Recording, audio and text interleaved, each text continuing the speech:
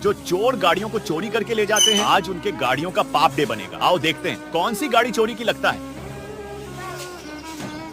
अपने तरफ तो जरा यही गाड़ी चोरी की है, लेकिन उसे देखने से पहले बेटा, मुझे देखकर इग्नोर मत करना।